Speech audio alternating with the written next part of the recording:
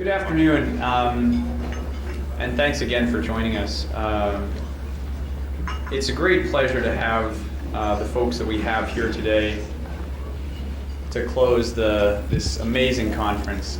It's been such a pleasure to have all the people that we've had here over the last four days, and I hope that you have enjoyed it as much as I have. It's been really an honor to have all the folks who have come to speak with us and share their thoughts. From Bert Rutan to Bob Mitchell, and Elon, and Admiral Steidel, and on and on. We've just had a terrific group of people here, and so we're very lucky, and I think it is highly appropriate that we close with a talk by Peter, who really has been the driving light of space advocacy for many years. So we're very pleased to have him here, but I'm not going to introduce him yet. We'll have somebody else do that. I want to recognize two people to start, and we'll recognize a third person who's not here yet. I want to recognize Hugh Downs for being here. It has been such an honor to have him here at this conference. He's been around the society in its various manifestations for 3 decades, more than 3 decades, really. And it is such a pleasure to engage in, active intellectual discussion with him. He knows more about cosmology than I do, and it's just, he brings so much, and so I'd just like to thank him at the beginning for being here and for his 30 years of service to the society. So thank you.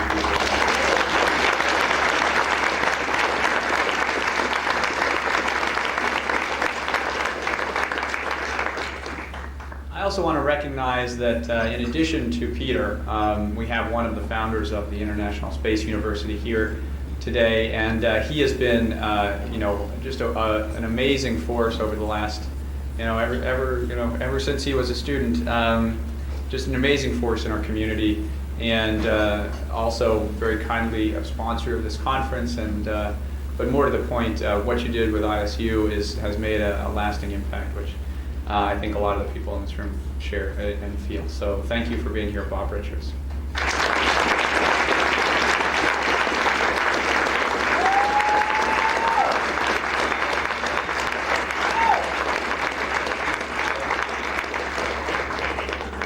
A few more people to thank here.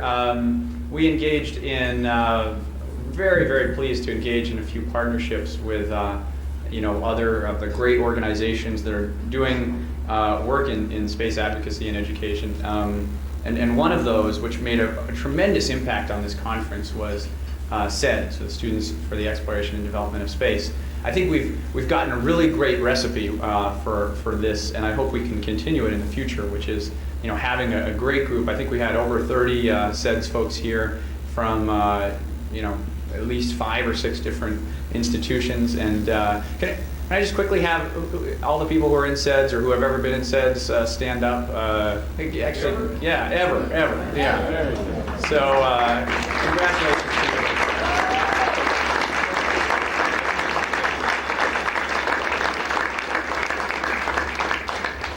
Just tremendous.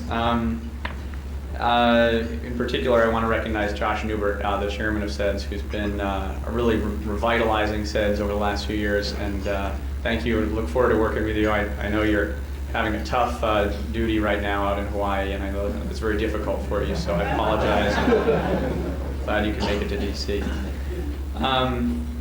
Finally, in terms of just thank yous and recognition, I wanted to thank the 2 guys who really drove the partnership between ISU and ISU USA and NSS for this year, and that's Jim Bryce and Will Pomerantz.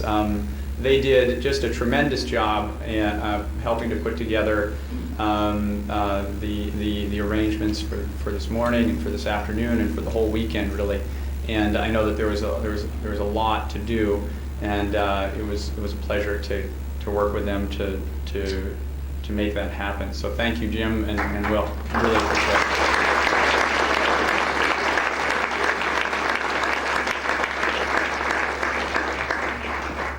Before we move on to the main bulk of our program, I want to, it is a tradition at ISDC is to talk for a moment just very quickly about next year.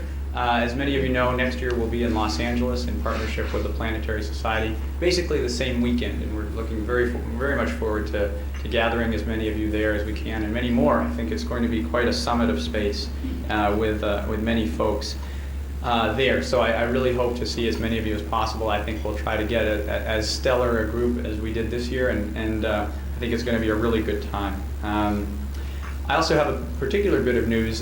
Just at this morning's board meeting, we finalized the 2007 location, and I wanted to ask the new chairman of the 2007 conference to come up, Ken Murphy from Dallas, Texas, and just say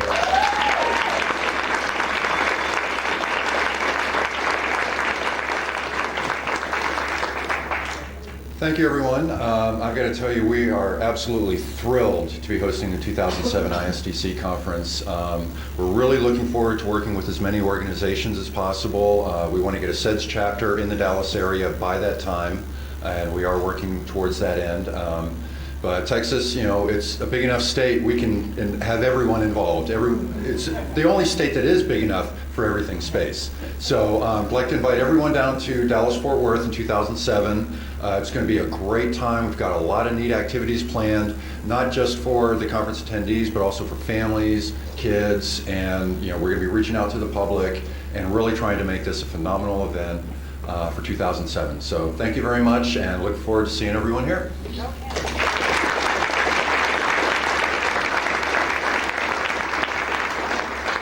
I think for everybody who knows him, you'll agree that Ken is one of the good guys in the space community, so we're really happy that he'll be leading that up. All right, on to the main show now. I'm going to begin by introducing someone, another one of our very honored guests here today, Dr. Michael Simpson, who is the president of the International Space University. Dr. Simpson is international. I didn't realize this until I was having lunch with him today, that he actually has dual citizenship. He's both American and Irish, so that is a terrific bit of interesting.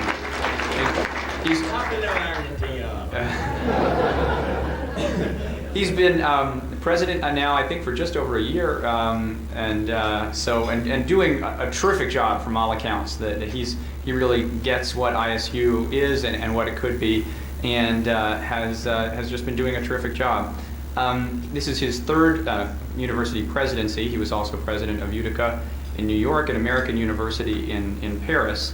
His academic specialty is international political economics. And just a small little note that he mentioned to me, which is that his space debut was in 1965. You may be interested in this, when Michael was editing a high school science magazine and doing stories on the Ranger program. So it's been a long time. Good to have you back in space, Michael, after all that time. And Michael will introduce Peter Diamandis. Thanks.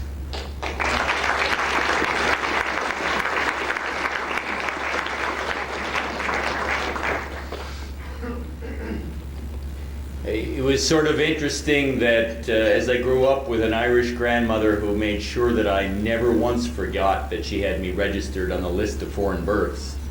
I also had a Russian grandfather, and he had passed away in the early 60s, but my uncle inherited a great deal of the Russian perspective of this Russian grandfather. And the day that the U.S. Apollo-Soyuz mission occurred, I got a call from this uncle, and he said, "Michael, today we are whole again."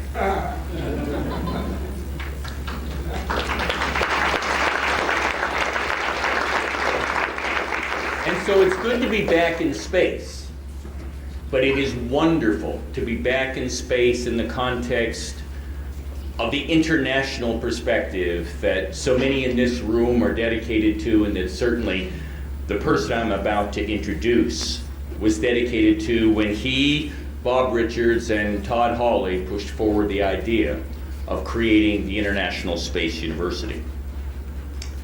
You know, Peter is a tough person to introduce because so many of you have heard him speak, you've heard him introduced before. But here we are in Washington, D.C. when the Library of Congress is so handy, and I took advantage of that to ask for a complete literature search on Peter. They told me they could have it over here, but it would cost me $25,000 for the cargo van. So what you will get is the piece that I think leads to the kind of message that you will get from Peter today.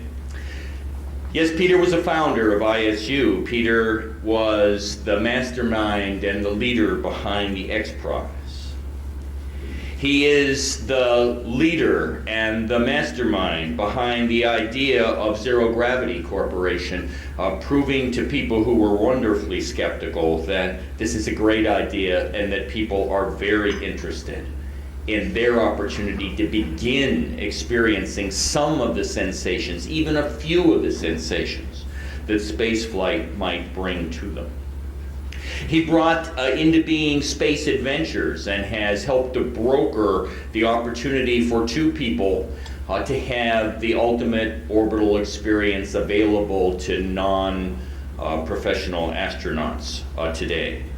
Yes, they were expensive, but they were within the range of the possible. And by doing that, he restored our capacity to dream.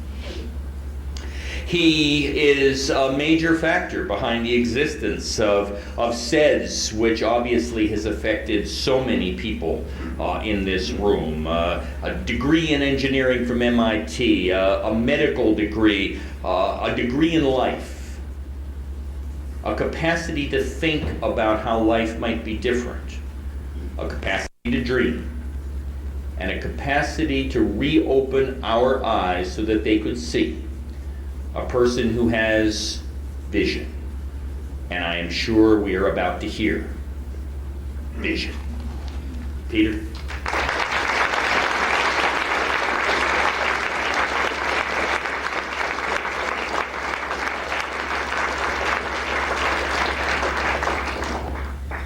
Well, it's good to be back with the family again. I do want to join with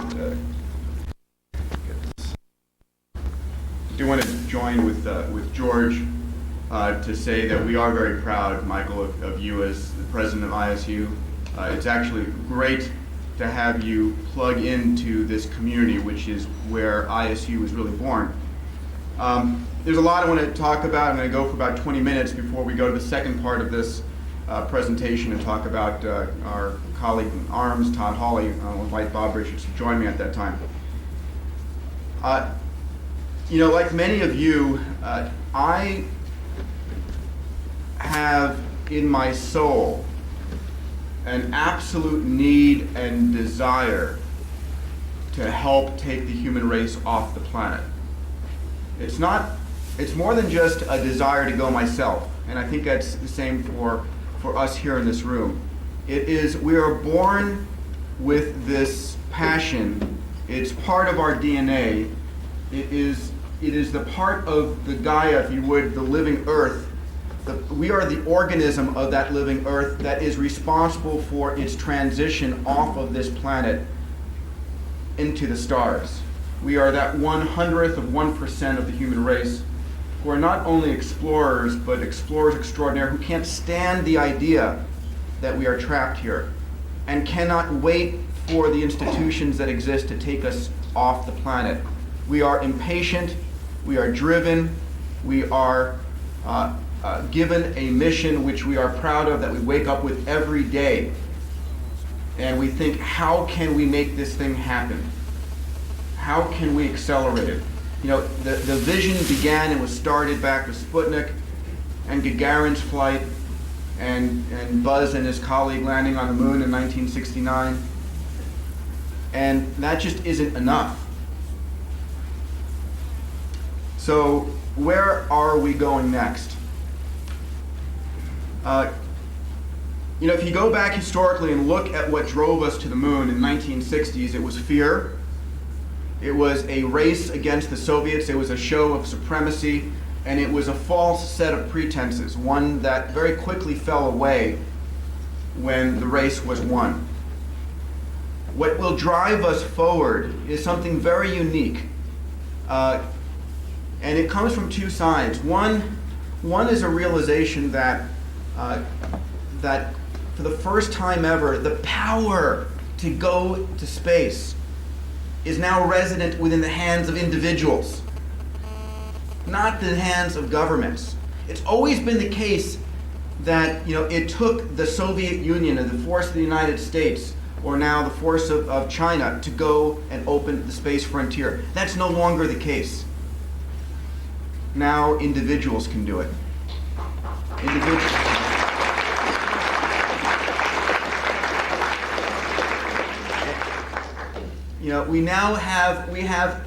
We have a very important crossing point. That crossing point is the following. We have the wealth available to individuals rapidly increasing through the internet, very shortly through breakthroughs in nanotechnology. We have billionaires and multi-billionaires who are self-starters, people who had a vision, made capital, and were in fact ignited with a passion that they can make their own future happen because they did it. And when they accomplished such great things and made hundreds of millions or billions of dollars, they look, what can I do next? And the greatest challenge, of course, is to go and open the space frontier. So at the same time, the number of millionaires and billionaires are very rapidly increasing. The price for getting into space is coming down. We're at that crossing point right now. And what's going to happen? Well, here's my vision of where we are. So we just had the X Prize won, an amazing, fun, incredible year.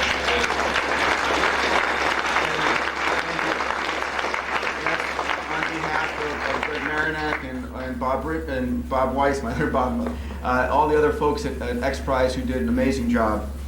And it was a paradigm shift. I was talking to Jim Bryce here about how wonderful it was to have all those tried, true engineers who knew how it has to be done, because we did it that way 40 years ago, have their little, ossified structure of life shaken up a little bit as they sort of like poke over and say, oh, shit, and come back down. That's sort of my mental image of what happened. And that start of the personal spaceflight revolution that we got going here is going to lead to the first, what I call Netscape event. There has never, unfortunately, been a real dollar returned in the commercial space business. It's unfortunate, but if you look at all of the, other than telecom satellites, I'm going to set those aside because they don't involve, what I think we care about passionately. They're a great endeavor, and they support, a dozen commercial launches a year, which is way too small on expendable rocket vehicles.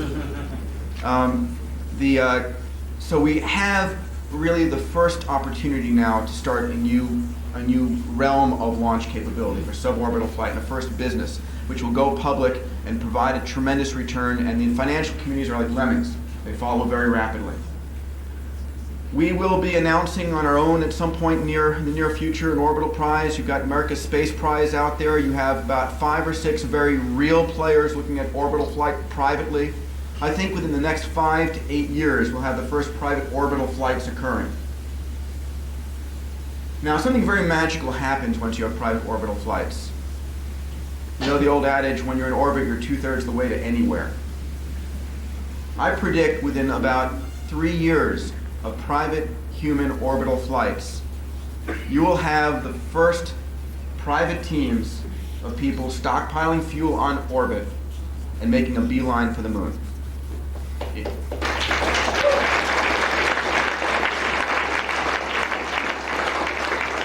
Independent of government, not asking permission, maybe cryptically hiding what they're doing, but there will be somebody, and if they don't do it, I'm going to do it. That's my personal mission. I want to land myself on the moon.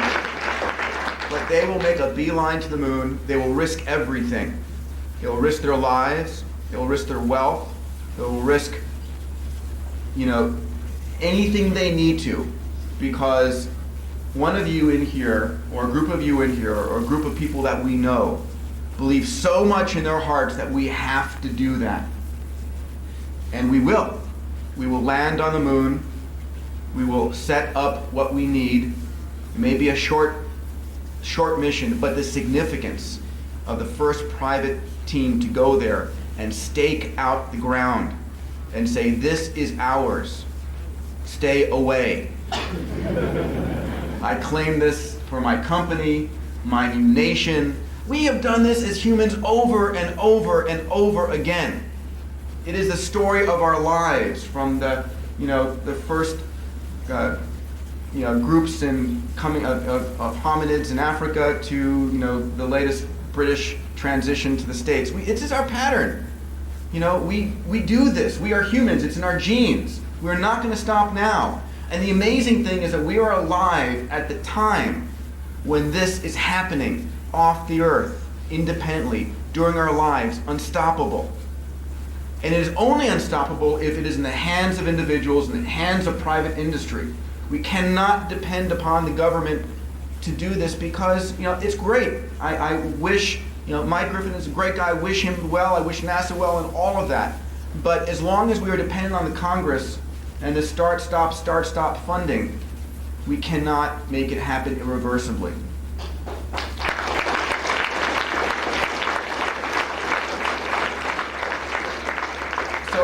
I believe that we will have private orbital flight soon.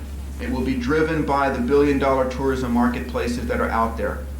It's real, it's coming, it provides for, the fact that we have 4 to 6 human flights to orbit a year is pathetic.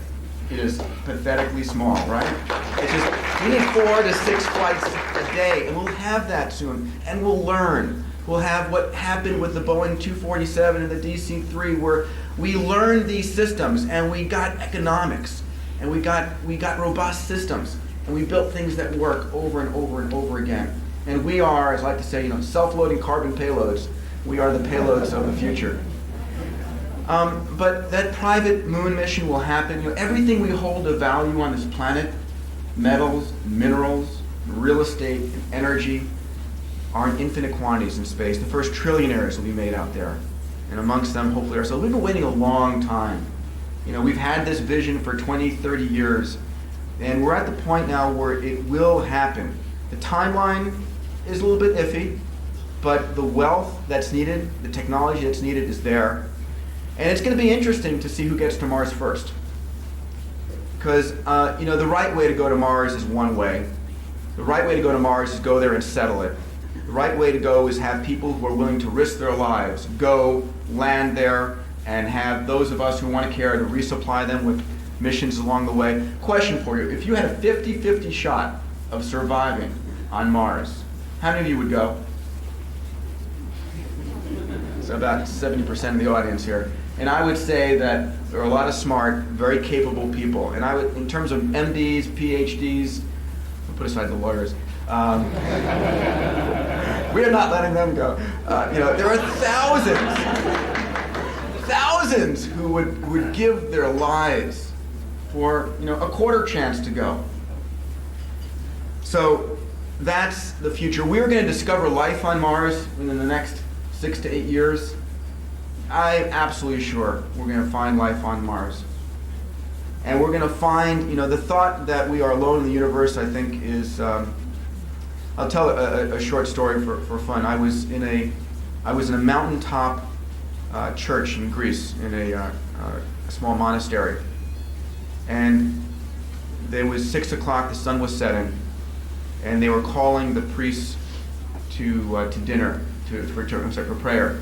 And this 90-year-old priest who went by Bapu, which means grandfather, sort of struggled up to go and ring the bell, which was actually this old hollowed-out log, and he struggled, and with all of his might, he went hammering on this log, just as hard as he could, and this hollow sound comes out, and it was the call of all the priests to prayer at sunset. And in that moment, my cell phone rang, and it was a call from the U.S., and it became so clear to me. Here we are in our current search for extraterrestrial intelligence, listening for, someone to hit a log. And we're being bathed, everybody there was being bathed in 900, 800, 900 megahertz frequencies. They just have the technology to listen to. Life is out there. In fact, life is ubiquitous. And in fact, we are at the very beginning of humanity's awakening to this universe.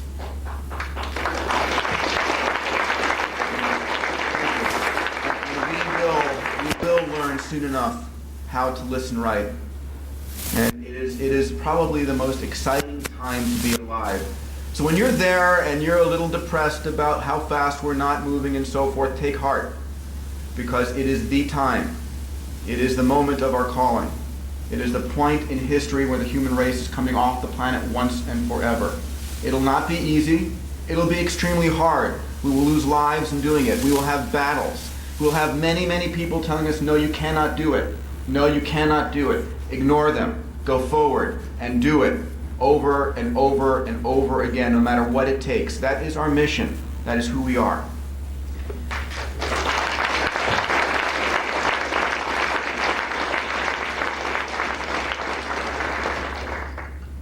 So, at this point now, I want to take a moment to transition from the future to a little bit of the past, and a little bit of where the seeds of the ideas that I'm presenting you came from, which was from a close colleague who was lost to us almost a decade ago.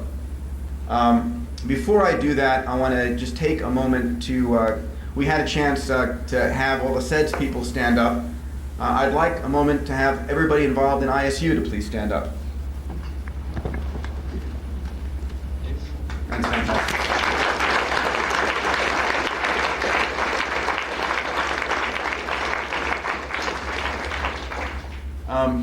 Bob, if you'd come up here and join me a second.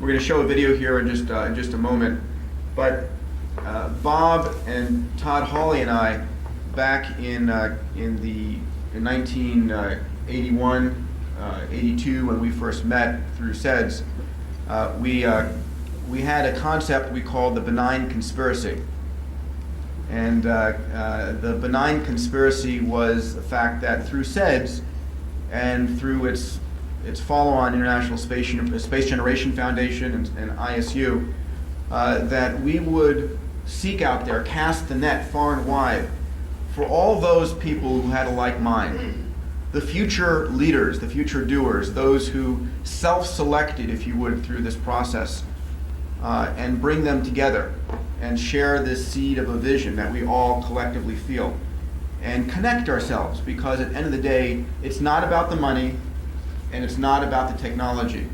It is about one thing only. It is about your human mind, the will to do. Absolutely, the will to do. It is nothing else. With the right money and the right people, you can build the technology. With the right technology and the right people, you can attract the money. But with technology and money, without the right people, it's a useless matter. So Bob and I had this benign conspiracy, and you want to join on in. You are it. ISU and SEDS. One of the metaphors that I like to look on for life, I came from a music background. Both my parents were professional musicians. And I spent a lot of my childhood waiting in anticipation for the curtain to rise on many plays. And there was this orchestra that was tuning up, and it was this cacophony of noise that was happening. But you just knew that when that moment came, that orchestra came into harmony, came into tune, and the lights went down and the curtain rose, then magic things would happen. And I think we're at that stage with the exploration of space. The curtain is about to rise. And I think all of these incredible groups and these incredible people that are doing these amazing things are all starting to come into harmony. And watch out, because the world will never be the same.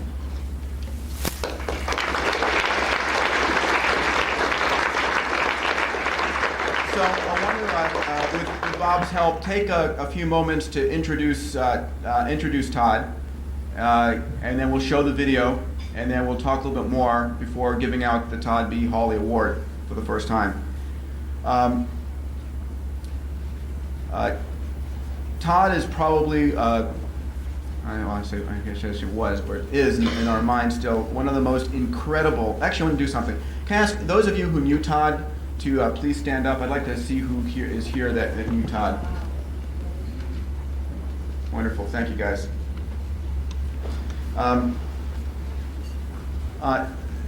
Todd, Bob, and I were inseparable as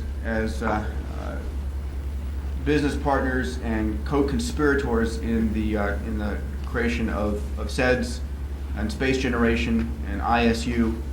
And Todd was probably the most brilliant individual I have known. Brilliant in his grasp of big picture. You know, we would be talking always about the creation of new societies, new ways of thinking, new structures of civilization. That was the game that we were playing. It was how are we establishing independent governance off this planet? How should we rewrite the English language? You know, there are too many problems with that. How do we set up new structures of thinking that would bring about greater levels of creativity? That is the level of the game that Todd played. He was a polyglot, spoke Russian fluently, Spanish, French, English, and probably had a couple 100-word command of another 6 or 7 languages. An economist by trade, a Russian history major by study, but a visionary by practice. I cannot tell you the thousands of times I have wished he was still alive right here, right now, because the world would be another decade ahead in our space world had he been here. I guess all of us are inspired at some point in our lives. We can maybe think back to when we knew that space represented an opportunity that we just had to dedicate our lives to. With Todd, it was the reading of Gerard K. O'Neill's book, The High Frontier. And before he had read that book, space really wasn't part of him. It was a future that he hadn't experienced yet. But when he read that book, he realized that space provided an opportunity to create the type of humanity and society that he wished to live in. And you'll learn a little bit about Todd through a video that we're about to see, and his lifelong passion to escape and supersede the idiocy with which this human race has treated itself over the millennia, and reach a whole new height of relationships, of governance, and of possibilities that provided a completely limitless opportunity for a species. And Todd was passionately dedicated to this vision, and his DNA is infected, and his virus of his DNA is infected in all of us today. Let's go ahead and roll the video here. 4, 3, 2, 1.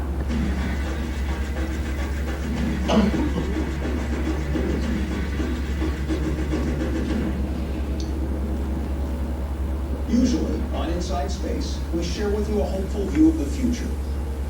AIDS takes away futures. It turns time inside out, often killing sons and daughters before their fathers and mothers.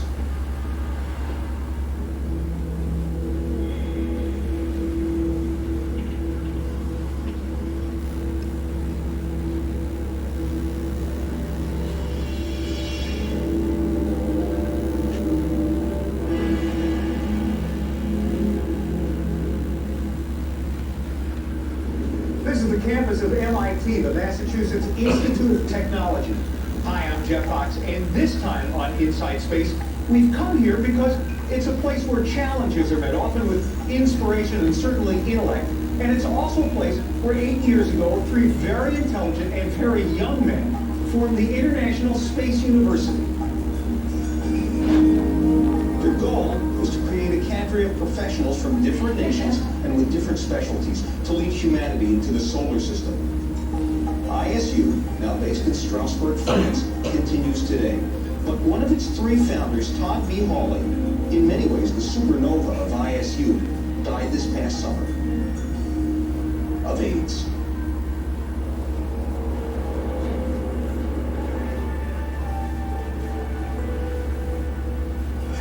National Air and Space Museum in Washington, D.C., there's a room where Russian and American missiles, which used to be pointed at each other, now stand side by side. Here, a group is gathering to remember their friend, brother, teacher, student, life partner, and leader, Todd Hawley.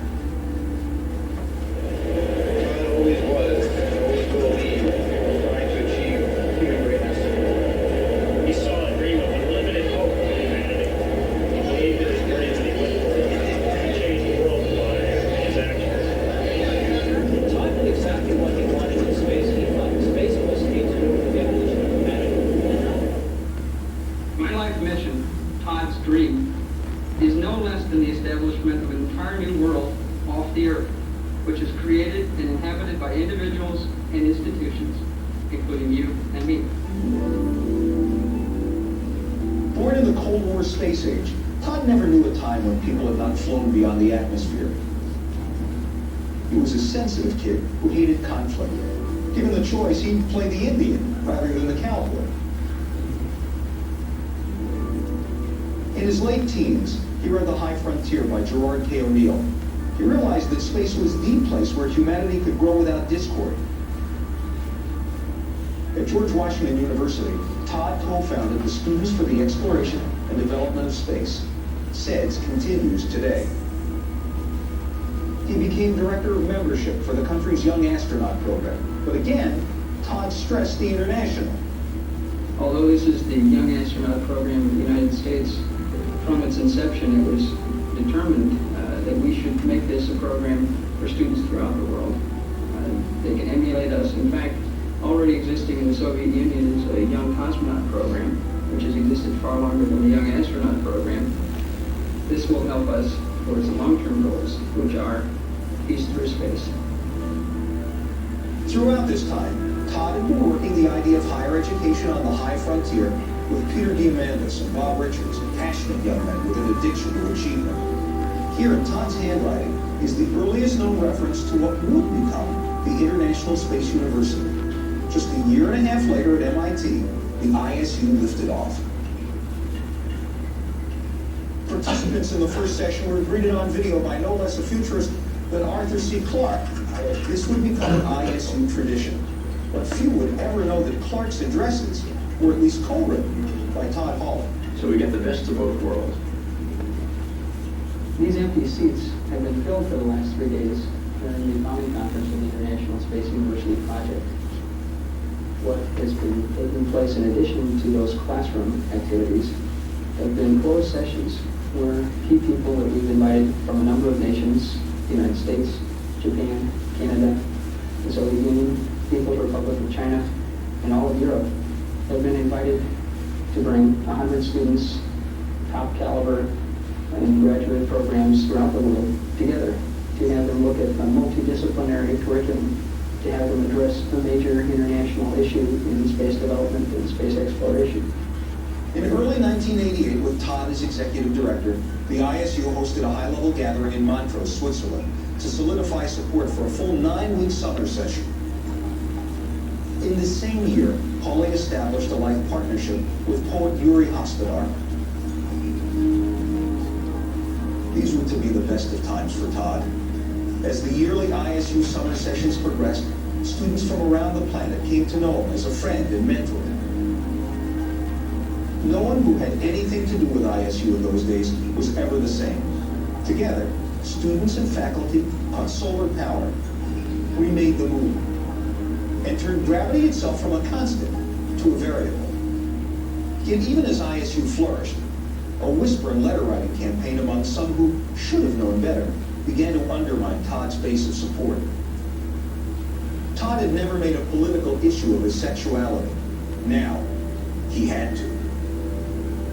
It's unfortunate for ISU and unpleasant for me at this time to bring up one thing that is a little bit negative on such a happy occasion as today. That is that I believe there is a threat looming which may challenge my personal ability to pursue my own dreams, and perhaps even threaten our ISU dream. That threat is being driven by human bigotry, and more specifically, by homophobia. I don't tolerate bad intention rumors, and I feel I should quickly destroy a recent one, perhaps indirectly caused by this letter, which suggests that all 3 ISU founders are gay. Oh, that's untrue. But what is true is that I am gay. And that's a fact known to all the ISU executives here. I haven't made a point of advertising this fact to others. It's simply so. These people accept my difference. And my difference from them doesn't stop them from letting us work together on an important project, the ISU. We came from different lands, but we all share a dream. We go to different homes, but we're not alone. For dreams, we all can learn. To dreams, we must return. For dreams, become reality. Let's all go forward together and make our dreams reality. Thank you.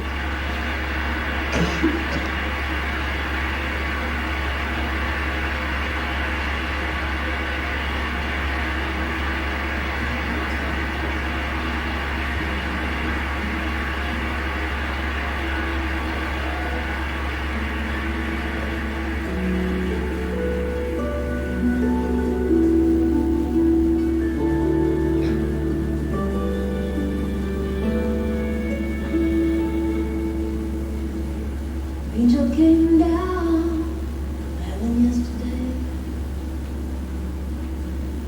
She stayed with me just long enough to rescue me. And she told me a story yesterday about the sweet love between the moon and the blue sea. Then she spread her wings.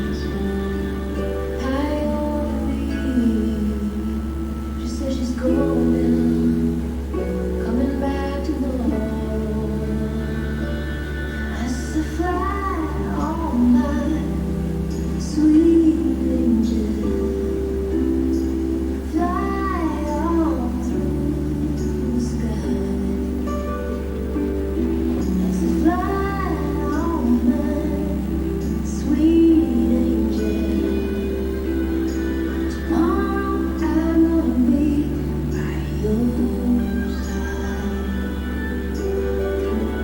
sure enough, this morning came with me. Someone went to the west to shine sunrise. And the angel, she said unto me, today's the day for you to ride. Take my hand, tell me my man, gonna ride. And then she took me high on yonder. I said, fly on my sweet angel, fly on through the sky. I said, fly on my sweet angel. Forever I'm gonna be by your side.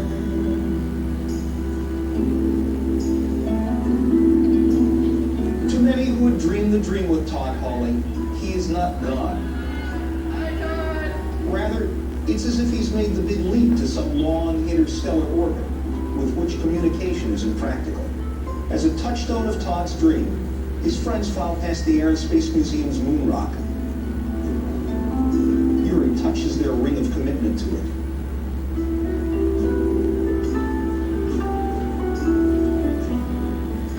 During the 1993 Gay and Lesbian March on Washington, Yuri remembers Todd looking at a panel of the well-known AIDS quote. How many more names will it take, it said.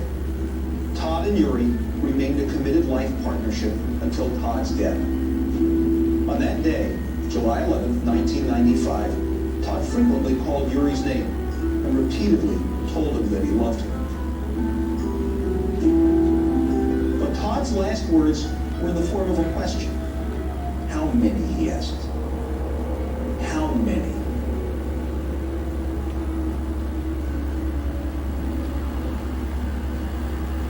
We'll be be back in just a few minutes to see what some members of the space community are doing in the struggle against AIDS.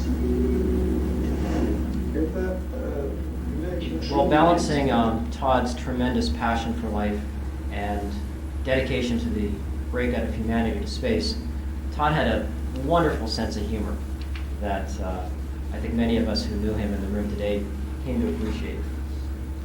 It was Todd's sense of humor that took us through so many difficult times with SEDS and Space Gen and ISU. And it's Todd's bold vision, his sense of humanity, and how he's touched every one of us in this room today, whether you knew him or not, that I think we're here to celebrate. And I was absolutely thrilled when I heard that those who were close to Todd had the foresight to create an award in his honor and his vision.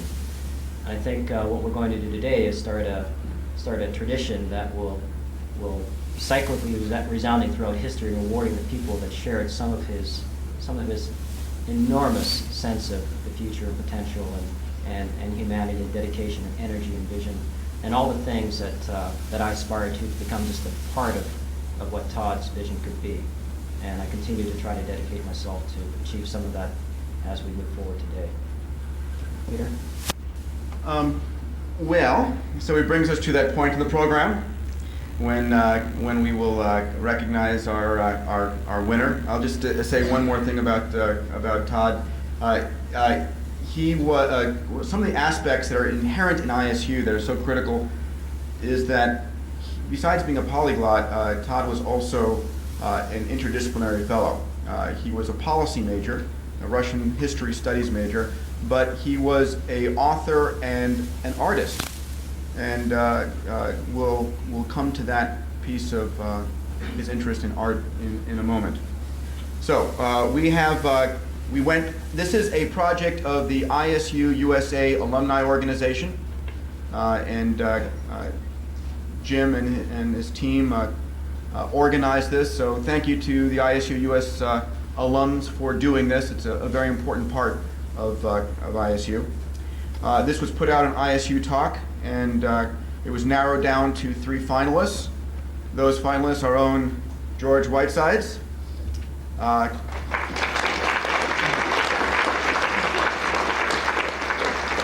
leader extraordinaire.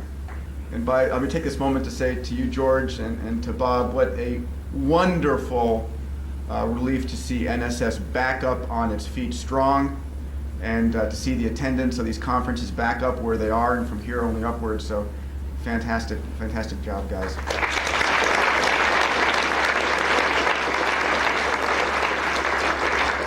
Our second candidate for the award is George's own Loretta Hildago.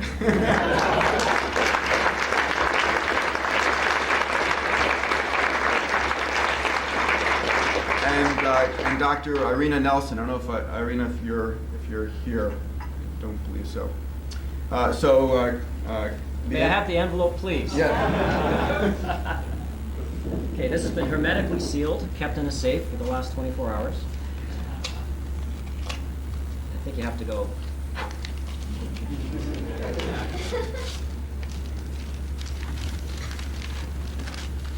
Does this surprise you? Not at all. Interesting. And the winner is Loretta Hildago.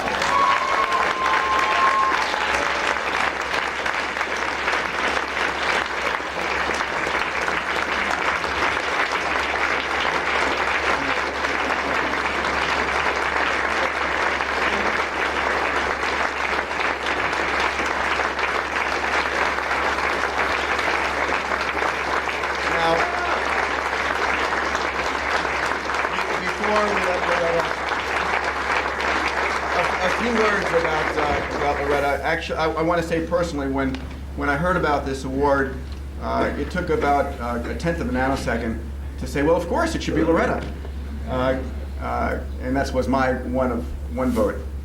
But on all the people on this planet, Loretta, in my mind, you personify Todd in the depth and commitment of your passion, which is infectious and tremendous. And just committed life work to all of this. your vision. I'll say a few words about Loretta's background because I think it's important to recognize her as the intelligent woman that she is, as well as the passionate space enthusiast. Loretta has a master's degree in biology from Caltech and a bachelor's degree in biology from Stanford. In 1998, she was part of the Ames Astrobiology Academy.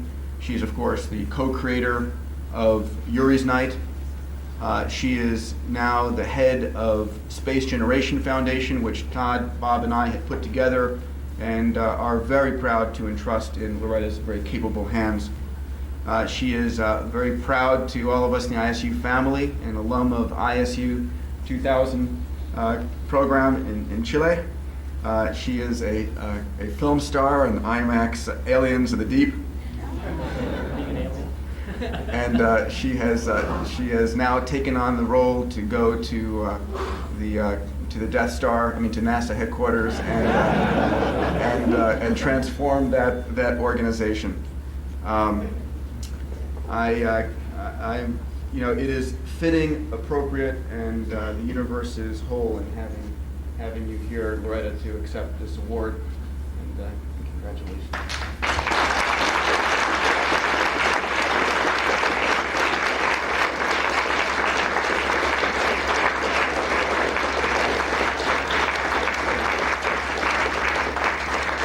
One more brief remark about Loretta. Loretta, you've done something that none of us could do.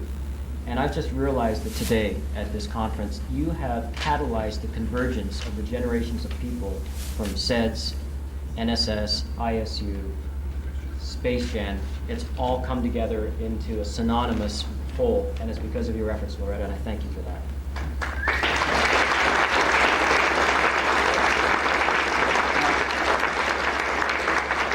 As I mentioned, Todd was an artist, and one of his favorite artists on the planet was Chesley Bonestell, who is, of course, the father of the earliest space art. And one of our close family, we're all a family here. We're a family of people who are passionate and believe and share. It is our DNA. It's what binds us at the closest point in our lives. No matter what the turmoil and so forth, we can look up at the star and say, oh, that's why we're doing this. And Ron, yeah, to the stars. And Ron Miller, one of our family members, chose this piece of artwork. This is a temporary gift for you. The actual is a much larger, beautifully framed print of this piece of artwork. And it says here, Todd B. Hawley Space Visionary Award, presented by the alumni of International Space University to Ms. Loretta Hidalgo.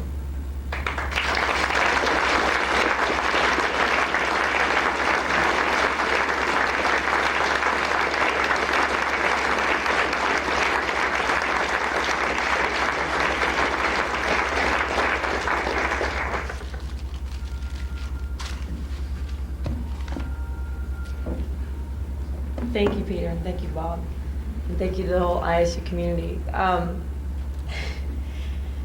It's an incredible privilege, profound privilege for me to be up here accepting this award today.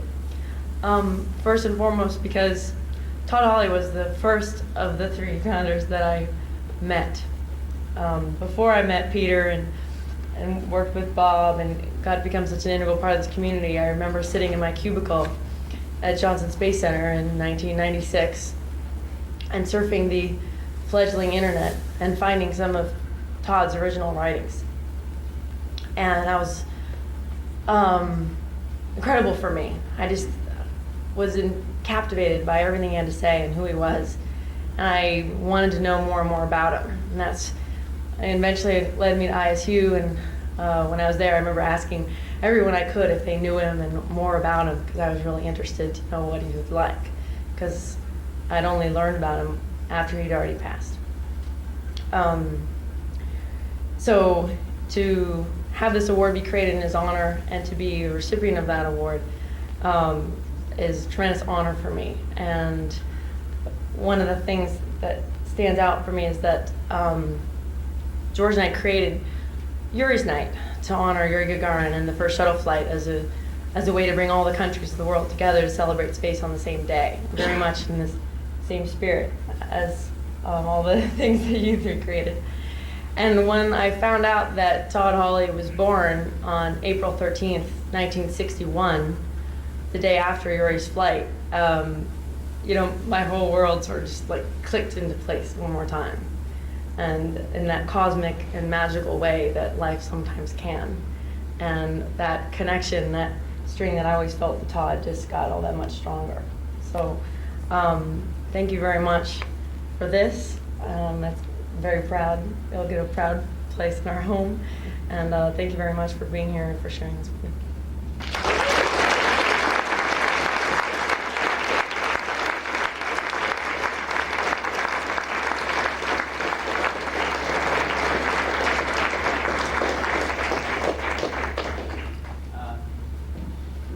She had my vote.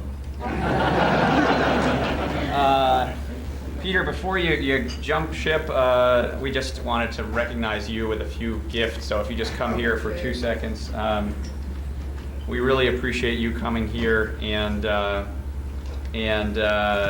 being here, and obviously, you know, we've all been touched by you and your work, and so just a few tokens of our appreciation. Here it's an ISDC 2005 T-shirt, and you know, you were talking about your trip around the moon. We got you a movie poster for the next IMAX moon thing signed by Burt Rutan and Buzz Aldrin. So thanks so much for.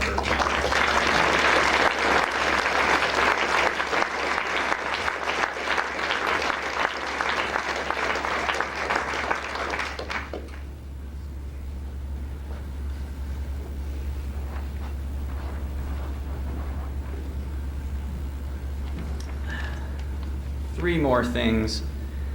Oh, and one other thing. I don't know how many of you have actually worked with Peter, but I found it very interesting that you were thinking about rewriting the English language with Todd. I don't know if any of you have ever had to edit one of Peter's PowerPoint presentations. My guess is that one of the things he would have changed was, you know, some spelling issues.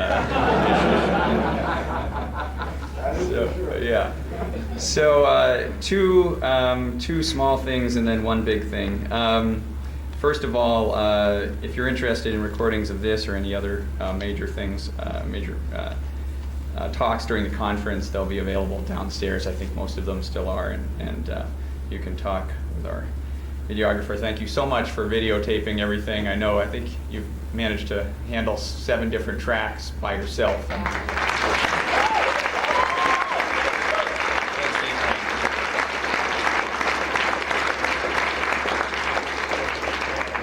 Speed of sound a few times, jumping in between them. And so anyway, thank you for being here and for doing that.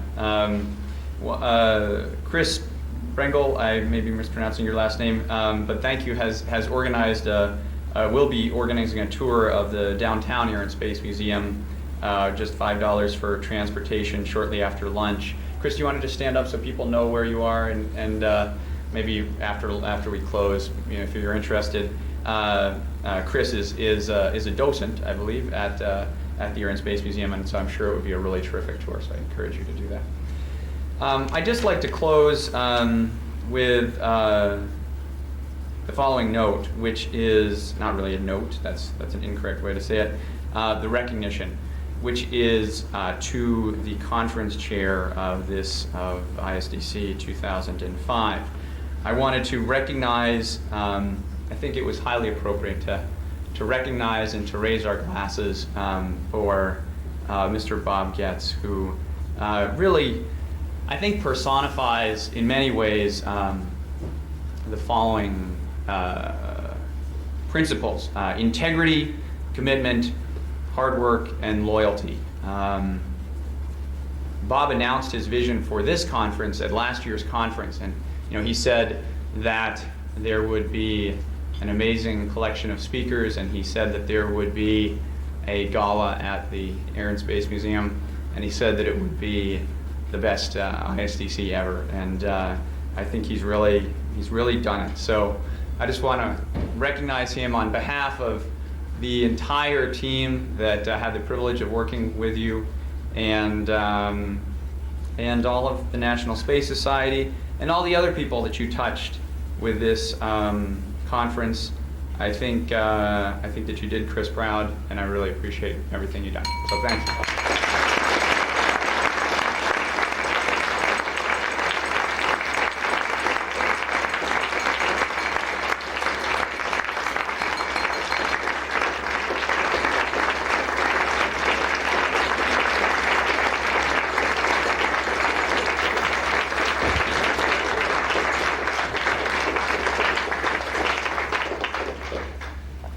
All right, well, that's it.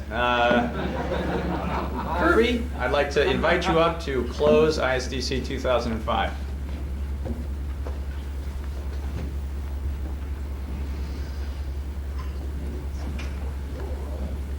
George, you just gave me a rather hard act to follow everything that's gone before.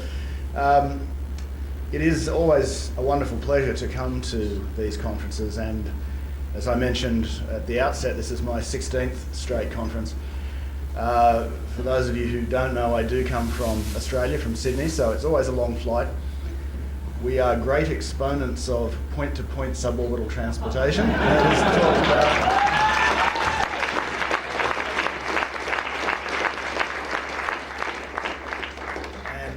I think NSS has a great vision. I've been a member of the Society since, and its predecessors since '85. And it's tremendous to come along and be part of the community. I couldn't help but be touched by Peter's speech. I thought that was an incredible presentation and encapsulated a lot of what we all feel, and it is a family. And so it's a great thing to be president of NSS and chairman of the board, something that I would never have thought about being when I started out with my involvement as a student, as a university student, joining the society. So I thank you all for being part of this. It's part of our movement into the future and creating the vision that we all aspire towards. It doesn't happen without all of us. It doesn't happen without the volunteers. It doesn't happen without the industry people. It doesn't happen without everyone around the world contributing to this. So I'd like to thank everyone for being here, and I heartily hope we will see all of you in Los Angeles next year. Thank you.